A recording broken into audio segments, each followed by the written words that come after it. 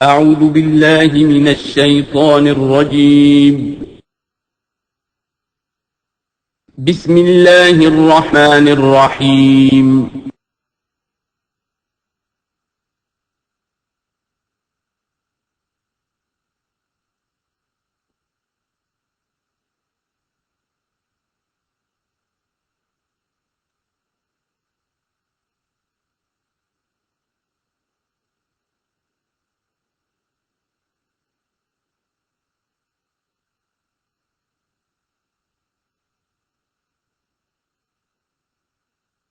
نحمده ونصلي على رسوله الكريم.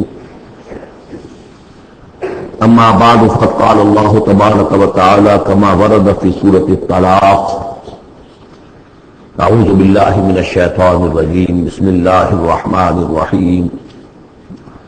يا ايها النبي اذا طلقتم النساء فطلقوهن لعدتهن واحصوا العدة واتقوا الله ربكم لا تخرجوهن من بيوتهن ولا يخرجن إلا أن يأتين بفاحشة مبينة وتلك حدود الله ومن يتعد حدود الله فقد ظلم نفسه لا تدري لعل الله يحدث بعد ذلك أمرا.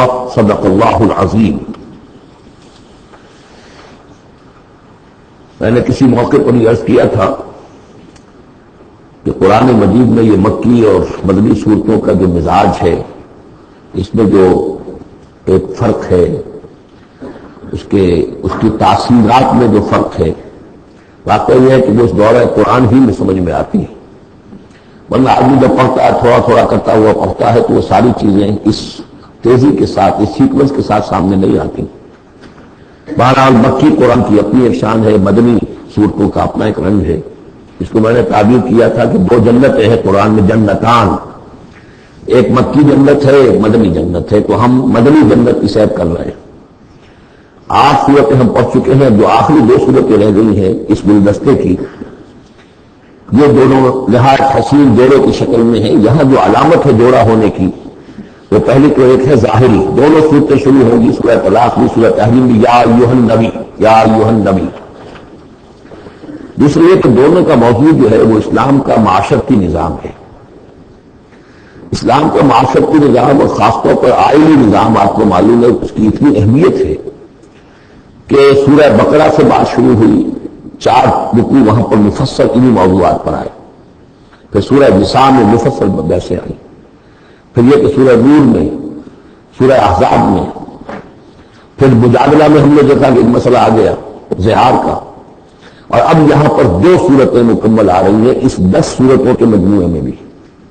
تو اس سے اندازہ ہونا چاہیے کہ اس آئینی قوانین کا اور معاشرتی جو ویلیوز ہیں اسلام کی، ان کی کتنی اہمیت ہے اللہ تعالیٰ کے نزدیک.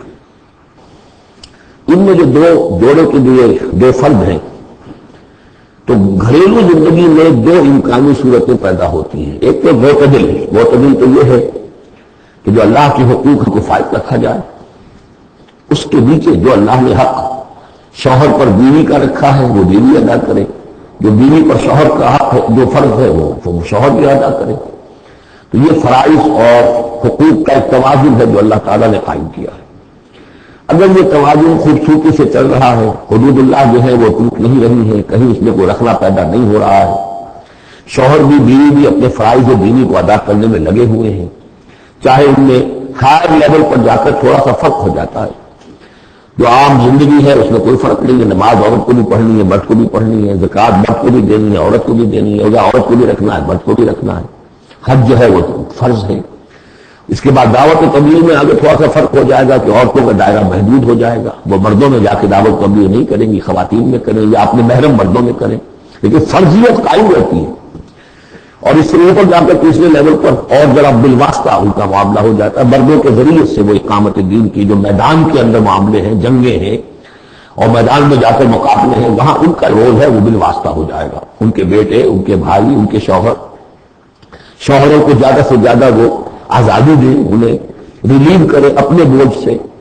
اولاد کی پرورش کا بھی سارا بوجھ اپنے اوپر لے لے. شوہر کا حصہ جو ہے وہ بھی خود ادا کرے تاکہ شوہر یکسو ہو کر اپنے زیادہ سے زیادہ وقت جو ہے اقامت دین کی جدوجہد میں لگا سکے. تو یہ تو ہے نارمل جو چاہیے. اب نارملٹی ادھر بھی ادھر ہوگی. ایک طرف تو ہوئی فرض کیجیے لیفٹ کی طرف ہو گئی، اس معنی کیا ہے کہ مزاج نہیں مل رہا، ہر وقت کی چکچک ہے، خامخواہ جو ہے گھر جو ہے اس کے اندر اختلاف ہے، ہر وقت کی لڑائی چل رہی ہے، تو اس میں اس سے بہتر طلاق ہو جائے، جو ہے طلاق سورہ طلاق کہ خامخواہ اس قسم کے مسئلوں میں. لیکن یہ کہ طلاق جو آخری شکل ہے اس کے کچھ حدود ہیں، قیود ہیں، ضوابط ہیں، قواعد ہیں، قوانین ہیں، ان کی پوری پابندی ہے. جیسا کہ سورہ نساء میں ہم دیکھ چکے ہیں کہ اگر وہ علیحدہ ہو جائیں تو اللہ دونوں کو غنی کر دے گا، اس کو بھی اور اس کو بھی، اس کے لیے بھی کچھ بہتر، شوہر کے لیے بہتر کو بیوی عطا کر دے گا اور اس بیوی کو کوئی شوہر بہتر عطا کر دے گا. ایک دوسری انتہا یہ ہوتی ہے کہ شوہر اپنی بیویوں کی اتنی دلجوئی کرے، اتنی ان کی جو ہے پیمپرنگ جس کو کہتے کرے کہ اس میں حدود اللہ بھی ختم ہو جائیں، شریعت کے تقاضے بھی ختم ہو جائیں، شریعت کے احکام بھی کہیں جو ہے پامال ہو جائیں. سب سے بڑھ کر یہ کہ جو اپنے فرائض ہیں، دعوت و اقامت الدین کی جدوجہد ان کو ادا نہ کر سکے، تو اہل و عیال کا اتنا لحاظ، یہ غلط ہے. تو دو انتہاؤں کو یہاں پر لیا گیا ہے. پہلی انتہا میں بھی بات کی گئی حدود سے، دوسری میں بھی، اگرچہ پہلے کا سوال حضور کے لیے ہے ہی نہیں، حضور نے نہ کوئی طلاق دی نہ آپ کو طلاق دینے کی اجازت تھی، اس لیے کہ آپ کے ازواج مطہرات جو ہیں وہ تو امت کے لیے ماؤں کی حیثیت سے ہیں، اور سورہ احزاب میں ہم پڑھ چکے ہیں کہ وہ کسی اور سے بعد میں نکاح نہیں کر سکتی تھی، تو طلاق دینے کا سوال نہیں. اسی لیے آپ کو 4 کی جو وہ حد ہے، لمٹ ہے، اس سے بھی آگے بڑھ کر مزید نکاح کرنے کی اجازت دی گئی تھی. بہرحال یہ رب دیکھ لیجیے گا. اب آ کے ہم چلتے ہیں وقت کی کمی کی پیش نظر، زیادہ تمہید میں وقت نہیں لینا چاہتا. ان صورت پر میرے پاس مفصل دروس موجود ہیں، وہ آپ دیکھ سکتے ہیں. یا ایھا النبی اذا طلقتم النساء فطلقوهن لعدتهن، اے نبی جب آپ لوگ اپنی عورتوں کو طلاق دیں. اب دیکھیے یا ایھا النبی واحد، طلقتم النساء فرد جمع کا صیغہ، اس لیے کہ حضور سے بھی متعلق ہی نہیں ہے. حضور کو تو مسلمانوں کے نمائندے کی حیثیت سے اور معلم کی حیثیت سے اور ہادی کی حیثیت سے خطاب کیا گیا، اصل میں مسلمانوں سے ہے. تو جب تم طلاق دو اپنی بیویوں کو فطلقوهن لعدتهن، تو ان کی عدت کے حساب سے طلاق دو. عدت جو ہے وہ ایک تو یہ کہ طہر میں طلاق دی جائے، حیض کی حالت میں نہ ہو، اور پھر یہ ہے کہ اگر دینی ہے تو پھر اس کے بعد بھی طلاق دی جائے، وہ بھی پھر طہر کی حالت میں دی جائے. اس طریقے سے جو قوانین ہیں وہ عاشر عدت کا پورا لحاظ رکھو. وہ عدت اس طریقے سے بھی ہے کہ مطلقہ جو ہے جو عدت اس کی ہوگی اس کے اندر وہ کوئی اور شادی نہیں کر سکتی، البتہ عدت پوری کرنے کے بعد وہ آزاد ہوگی. عدت اس اعتبار سے بھی ہے کہ اگر طلاق